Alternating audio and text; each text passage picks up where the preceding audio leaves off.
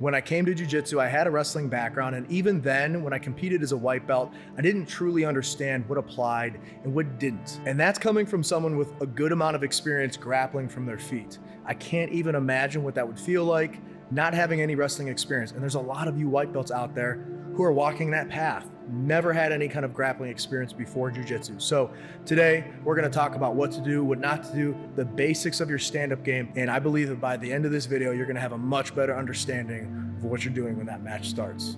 Let's jump in.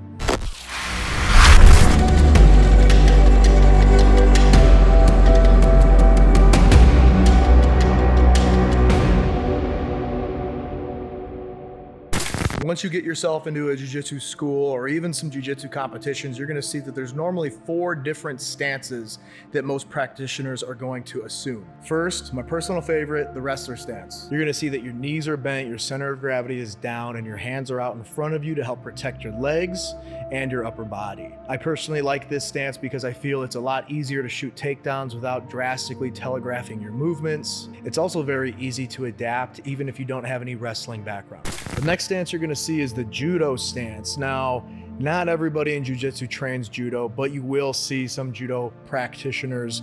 I think one of the most unique things in jiu-jitsu is that you can be a white belt in jiu-jitsu competing at white belt while also having a black belt in judo. So that's something you need to be aware of. Judo guys are gonna have a little bit more of a straight up stance. They will have a little bit of a bend in their legs. I can only assume that most of you know what judo is, but in the case that there's a couple of you who are brand new to martial arts and you don't know what judo is, judo practitioners are looking to throw or trip you, and they're very good at this. So you have to be aware, especially when you're getting in close with a judo fighter, because their specialty is making your body hit the ground, or as they say, hitting you with the earth. And obviously there are levels to this, but from my personal experience, I found that assuming a wrestler stance has kept me a little bit more safe against judo guys. It keeps your center of gravity a little bit lower and it makes you a little bit harder to throw, not impossible. And there are some judo guys that are very high level and this won't matter. But as a general rule, if you're going against a judo practitioner, a wrestler stance is probably your safest bet, especially if you don't know any judo, jiu-jitsu, or wrestling. And I just want to take a quick second to give my sponsor, X Martial, a shout out. X Martial does more for the community than any other brand out there. They sponsor over 300 athletes of all levels, and they even work with kids to help them on their martial arts journey. They've given away over $10,000 in gear in 2023. So if you want to look as good as me and probably even better, get over to X Martial now and start your shopping. They're always running some kind of a deal. You can also use my discount code IRONWILL to save yourself some money. All right, well, I think that covers it. Let's jump back to the video. Third on this list is the straight up stance. You have to be aware of this one because either this person has no idea what they're doing, they're tired, or they're very, very good at jiu-jitsu. Obviously, those first 2 options aren't much of a threat, but the third one is something to keep an eye out for. I know a couple high-level guys that will stand straight up on purpose in an attempt to bait you into shooting a takedown. And as you shoot that takedown, they are finding your mistakes, they're capitalizing on those mistakes, and they're either finding some kind of an arm lock or a choke in the process. These are things you need to pay attention to. So obviously if you're competing and the first match of the day, the guy's standing straight up, you're gonna know relatively quickly if he knows what he's doing or not.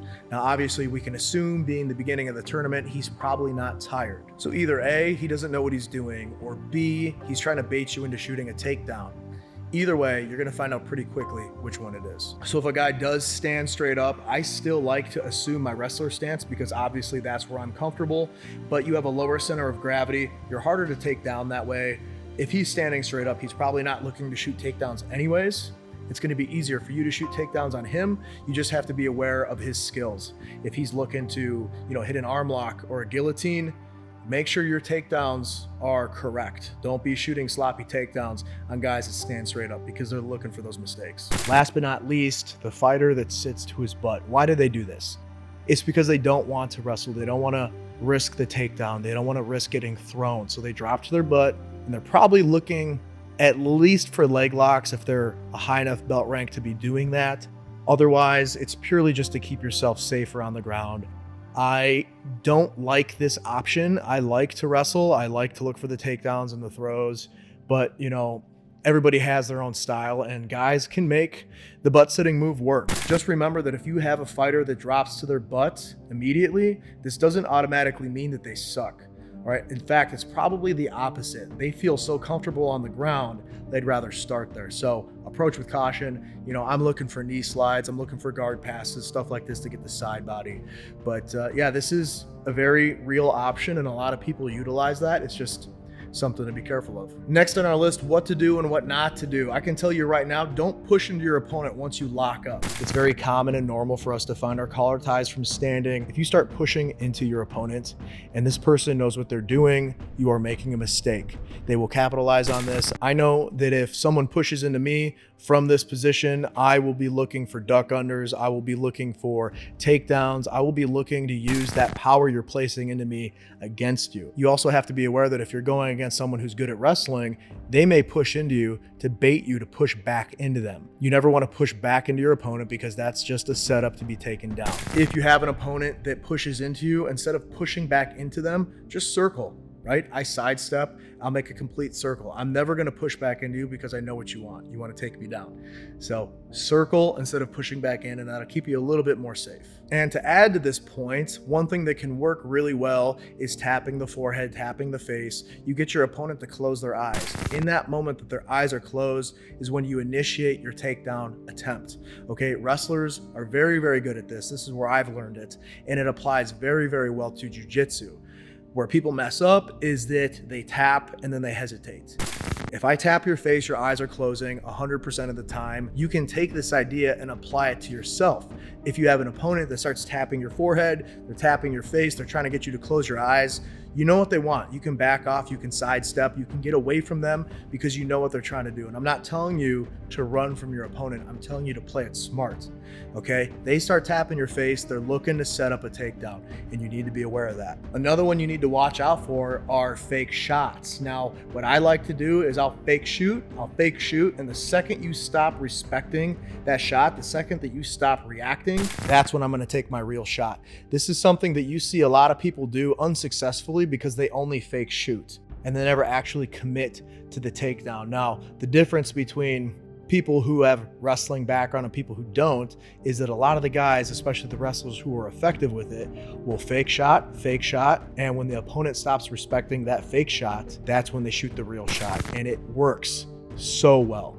Again, flipping the script here, we can understand that if your opponent starts doing fake shots to you, you know what's coming. You know what this person wants, especially if you have a little intel on your opponent and you know that he's got a wrestling background. He's not fake shooting to fake shoot. He's setting up a takedown, and the second you stop respecting it, he's full sending that takedown. Literally everyone is bad in the beginning of any new endeavor, especially jiu-jitsu, wrestling, whatever you want to call it, business, finance, relationships.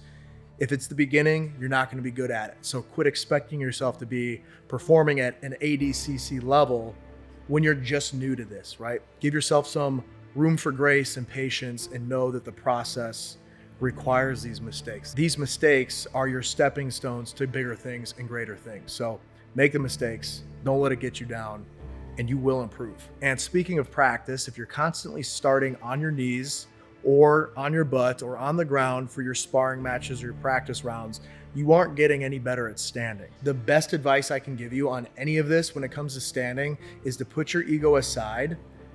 You got to get uncomfortable a little bit. Learn to do these things from your feet. The more you do them, the more comfortable you're going to get. And it doesn't necessarily get easier, you just get better. And you'll never get to that point if you constantly are starting in positions other than on your feet. Now, if you train at a school that doesn't encourage competing, I totally respect that. No hate whatsoever. I don't think you need to compete to be good at jiu-jitsu, but it definitely helps big time. But outside of that, if you never start on your feet, what are you gonna do if you get into an altercation on the street? That's where the fight's gonna start. You need to know how to start from your feet. You need to have some experience there so that the first time you get in an actual fight on the road, you're not confused, you're not blinded, right? This is something that has real world application to it, and it's for sure a very necessary skill to have. Let's close this out. Just remember, practice this stuff, put your ego aside, allow yourself to be bad at this, because guess what? Everyone is bad in the beginning. Those mistakes are your stepping stones to greatness. Every master was once a beginner, right? You can't get good unless you make the mistake. So in that, sometimes backwards, always forwards. I'll see you in the next one.